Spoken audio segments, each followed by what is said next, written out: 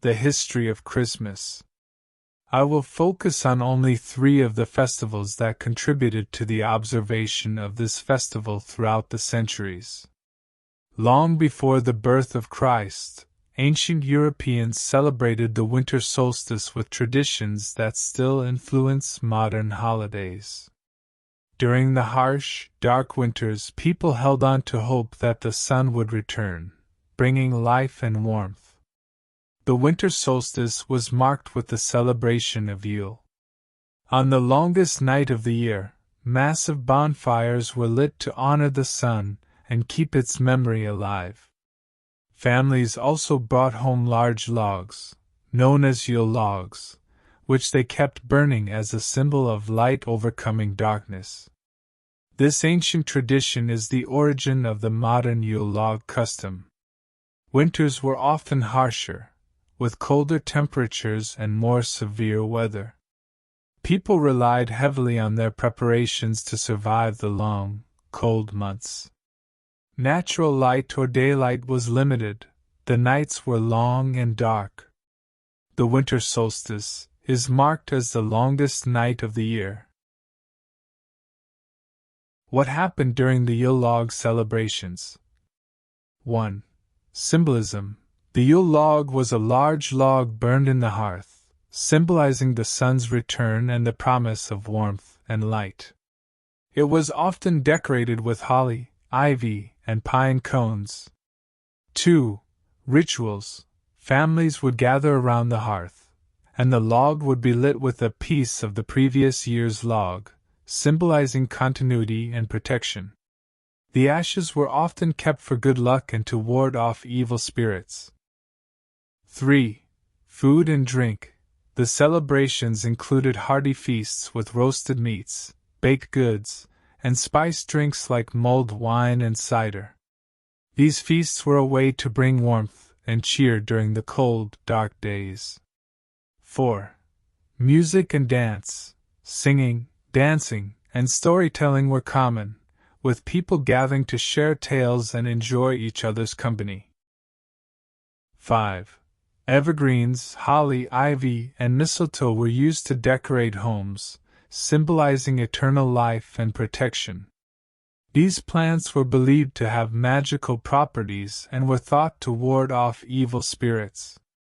6. Candles and fires. Candles and bonfires were lit to symbolize the return of the sun and to drive away the darkness. 7. Family gatherings. Yule was a time for families and communities to come together, reinforcing bonds and sharing in the spirit of the season. It was a time of generosity, with gifts often exchanged to symbolize goodwill and abundance. There was nothing biblical about Yule. Remember, it was celebrated by the Gentile nations, way before Jesus was born. Spiritual and festive aspects. The Yule log and other traditions were not just about warmth and light but also about hope and renewal. The return of the sun was a powerful symbol of life and rebirth. Rituals and beliefs. Many winter traditions were rooted in pagan beliefs and rituals, celebrating the natural cycles and seeking protection from the harsh elements. Overall, winter in ancient times was a season of both challenge and community, where people relied on their resourcefulness and each other to get through the darkest part of the year. The second contributing festival was Saturnalia. It was a Roman's midwinter festival. Saturnalia was an ancient Roman festival held in mid-December to honor Saturn, the god of agriculture. It began on December 17th and eventually expanded to a week-long celebration. During Saturnalia, normal social norms were overturned, work and business halted, schools and courts closed, and even slaves were allowed to participate in the festivities. The festival was marked by feasting, gift-giving, singing, and gambling. People decorated their homes with wreaths and wore colorful clothing instead of their usual togas. A notable tradition was the election of a king of Saturnalia. who presided over the merrymaking and mischief. Many customs from Saturnalia, such as gift-giving and feasting, influenced later Christmas traditions. People decorated their homes with wreaths and other greenery, and shed their traditional togas in favor of colorful clothes known as synthesis. Even enslaved people did not have to work during Saturnalia, but were allowed to participate in the festivities. In some cases, they sat at the head of the table while their masters served them. Instead of working, Romans spent Saturnalia gambling, singing, playing music, feasting, socializing, and giving each other gifts. Wax taper candles called curiae were common gifts during Saturnalia, to signify light returning after the solstice. On the last day of Saturnalia's celebrations, known as the Sigillaria, many Romans gave their friends and loved ones small terracotta figurines known as signallaria, which may have referred back to older celebrations involving human sacrifice. Saturnalia was by far the jolliest Roman holiday. The Roman poet Catullus famously described it as the best of times. So riotous were the festivities that the Roman author Pliny reportedly built a soundproof room so that he could work during the raucous celebrations. How Saturnalia led to Christmas. The Roman Empire's conquests in Britain and the rest of Europe from the 2nd century BC to the 4th century AD, and their suppression of older seasonal rites practiced by the Celts and other groups. Today's Western cultures derive many of their traditional celebrations of midwinter from Saturnalia. The Christian holiday of Christmas, especially, owes many of its traditions to the ancient Roman festival, including the time of year Christmas is celebrated. The Bible does not give a date for Jesus' birth or even tell people to celebrate his birth. In fact, some theologians have concluded he was probably born in spring, as suggested by references to shepherds and sheep in the Nativity story. But by the 4th century AD, Western Christian churches settled on celebrating Christmas on December 25th, which allowed them to incorporate the holiday with Saturnalia and other popular pagan midwinter traditions. The third ancient festival which influenced the beginning of Christmas was called Sol Invictus, meaning unconquered sun, was a prominent sun god in ancient Roman religion. The cult of Sol Invictus was officially established by Emperor Aurelian in 274 C, who promoted the deity as the chief god of the Roman Empire. This move was part of Aurelian's efforts to unify the diverse religious practices within the empire under a single, powerful deity. The worship of Sol Invictus drew from earlier sun deities and was influenced by various cultural traditions, including those from Syria and Egypt. The god was often depicted with a radiant crown and driving a chariot across the sky, symbolizing his dominion over the sun and light.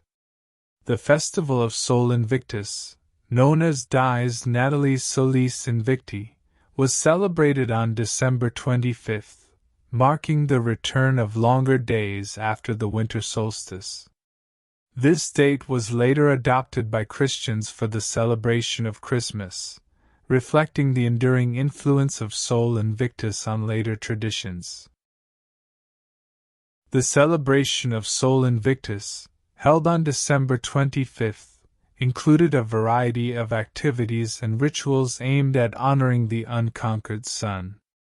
Here are some of the key activities. Public processions were a central part of the festivities, often featuring participants carrying images or symbols of Sol Invictus. Communal feasting was common, with large gatherings where food and drink were shared among the community. Fires were lit to symbolize the return of the sun and the lengthening of days after the winter solstice.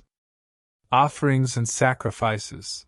Devotees made offerings such as fruits, incense, and sometimes animal sacrifices to seek the blessings of Sol Invictus. Chariot races. Special chariot races were held, particularly in the Circus Maximus in Rome, to honor the sun god. These races were more numerous than usual on this day. Games and music. The festival included various games, music, and dancing, creating a joyful and festive atmosphere. These activities not only honored Sol Invictus but also fostered a sense of community and spiritual renewal among the participants. The celebration of Sol Invictus and Christmas share several similarities, reflecting how ancient traditions have influenced modern festivities. Here's a comparison of the two. Similarities. Date: Sol Invictus, celebrated on December 25th, marking the return of longer days after the winter solstice. Christmas, also celebrated on December 25th, symbolizing the birth of Jesus Christ, however this symbol is man-made. Feasting. Sol Invictus included communal feasts where food and drink were shared. Christmas features large family meals and gatherings, often with special holiday foods, also not biblical. Lighting. Sol Invictus. Fires were lit to symbolize the return of the sun. Christmas involves the use of lights and candles, symbolizing the light of Christ and the festive spirit, also man-made tradition. Gift-giving. Sol Invictus. Offerings and sacrifices were made to honor the sun god. Christmas. Exchanging gifts is a central tradition, reflecting the gifts given to Jesus by the Magi. Public celebrations. Sol Invictus included processions, games, music, and dancing.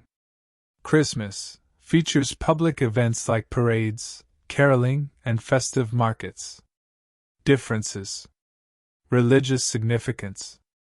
Sol Invictus focused on the sun god and the return of light, symbolizing renewal and resilience.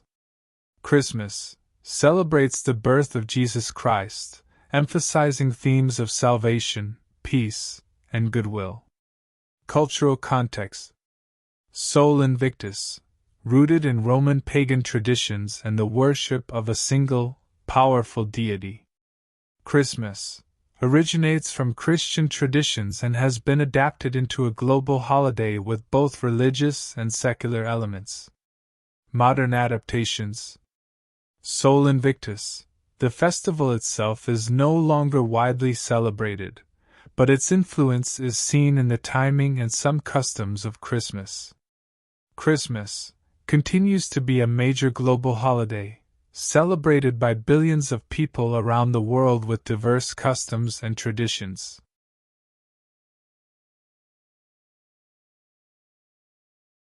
Thanks for watching. May the truth set you free and bring you closer to God, Elohim. Until next time, stay enlightened.